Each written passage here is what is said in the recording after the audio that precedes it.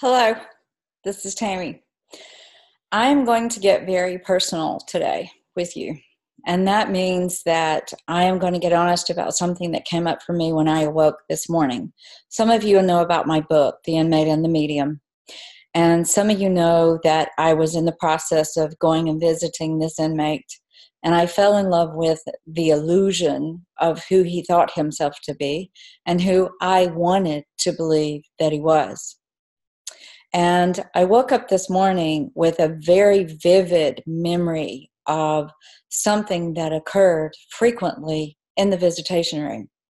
And I just want to talk to you about what that means, why these things pop up, these random thoughts, these random memories, these all of a sudden remembering a grandmother or a mother or something that somebody said or did, and to guide you through it and to let you know what to do about it instead of avoiding it. What we typically do when things come up is that we find ways to make ourselves comfortable. We will find ways to think about it. We'll try to feel a better feeling, or we'll try to think a better thought, or we'll try to move ourselves into a position where we are actually just not coping. This is what I call avoidance. So instead of doing that, when these things pop up for me, I look at them as a gift and I just go straight into them. So this morning I am awakened and I am remembering a very vivid conversation with Phil, the inmate that I went in to see and got him out of prison years before he was supposed to because of the spiritual work that I was doing. And I remember asking him over and over again as if he didn't tell me the truth. Because I didn't really want to face the truth, I would say, "What do you want?" And every single time that I would ask him this man would say to me, in front of me, while I'm holding his hand, "While I have sacrificed my entire life to go into prison, to be of assistance, to love unconditionally, to be there for somebody else, to sacrifice myself," which actually, guys, is codependency. And it is a type of spiritual codependency that I was in. Now I know better. But at the time, I was still steeped in it. And I was asking him what he wanted because I knew that he wasn't being truthful. And he was. He actually was. You know what he said every time? "I want someone to love me, and I want to love someone else.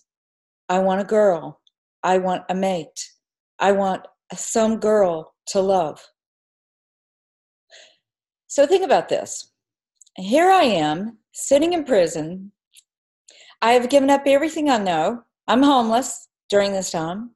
And I'm asking this inmate, "What do you want?" He was letting me know. So I would get frustrated and I would say, "Well, where is she? Who is she? Where is she? Because I happen to be sitting here with you right now. Where is she? When is she going to come in? Why aren't you saying, 'I want to love you and I want you to love me'?" He was trying to give me a message.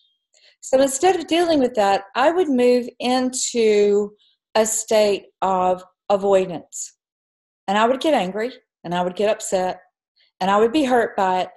But instead of doing something about it, instead of coping with it, instead of really going into it, instead of really using it for the purpose of why I was asking it, I did what every single human being does. We get into avoidance and we move it to the side because it's too painful to look at. It's too painful to pay attention to. And yet we're the ones that are conspiring and bringing it forward for our own healing.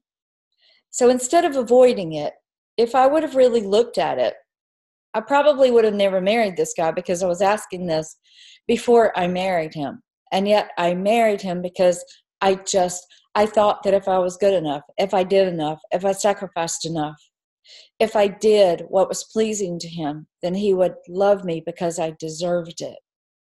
In the process of this time with him, I learned how to love myself. And I did eventually use it for good. And I set myself free from having someone that was never emotionally with me, for me, about me, and stopped sacrificing myself. When we get into relationships, and we really want something that is good, and we want something that is whole and healing. And really, all of us need that kind of connection. If we are not using it for the purpose that we have conspired and brought it into our lives, and facing it, really looking at it, seeing the truth about it, then we will still be doing the same thing over and over and over again. That Einstein has gotten credit for saying, but he didn't say it. He did not say the degree of insanity as doing the same thing. The definition of insanity is doing the same thing over and over and over again, expecting different results. When we are not facing the truth about what is happening and whether or not we are feeling good about the position we are in, and we're not facing what other people are showing us, then we are missing the point to life. The point to life is that the world, this entire being, is really trying to show us the symptoms of what it is that we are creating. And we are looking beyond that, trying not to face it, trying to say, no, that can't be it. That can't be it. It can't be like that. He can't be saying this. He doesn't mean to say this. I'm going to give him another chance. Stop it. Just stop it.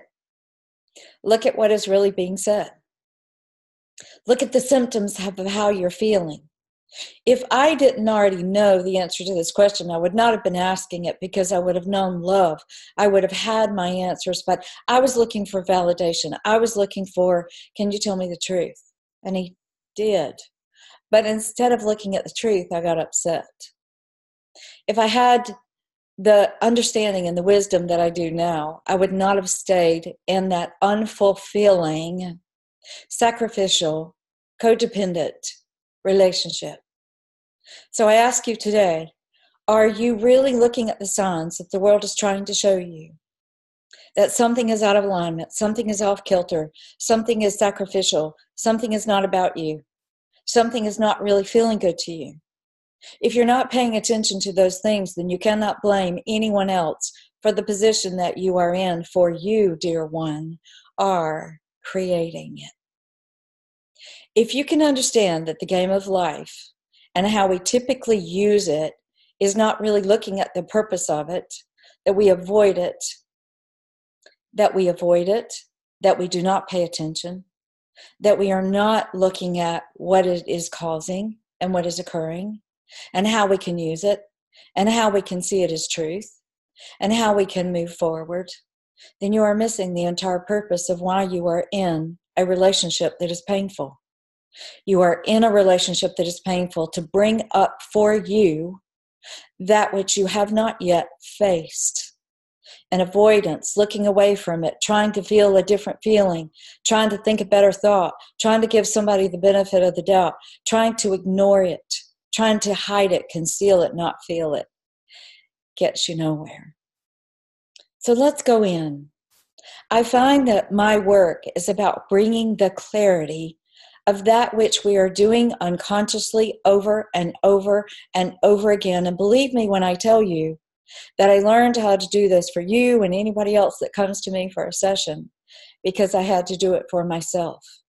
Because God, the non-physical, the spirit, the universal laws were at play, and I was being taught what they were about in the midst of what was painful. And when you get to that truth, you set yourself free, and you never, ever have to experience that kind of pain again. Because once you overcome it, the need for the symptoms, the person who is bringing you the symptoms, who is showing you that something you are doing is off, is out of alignment, because God does not ask one of us to be sacrificed for the good of somebody else. What I was doing in that journey, and why I talk so much about me and the journey and what I learned and how I overcame it, really is about the spiritual journey. So read the book, The Unmade and the Medium, and see the truth of what I am sharing with you. And if you pay attention to the evaluations of me facing it, of looking at my life, of looking at the decisions that I was making, understanding why I was making them, it was all a spiritual journey. And how thankful I am that I am over that need for that journey. I will never, ever have to bring that to myself again. I will never have to walk into the walls of prison again. See, That that visual, that thing of me walking into prison was figurative and was actually what I was doing in my life. I was walking into my own prison, and I got myself free and got out of prison. This is what you are really experiencing. Everything that you are in relationships is about. So do not avoid, do not hide it, do not deny it. Face it. Start to talk to someone about it. Go to somebody, it doesn't have to be me. Go to somebody who can see it clearly, who can give you the information for you to get free, that will guide you home to you so that you can manifest and bring something that is really in resonance with you and what you deserve and what you want.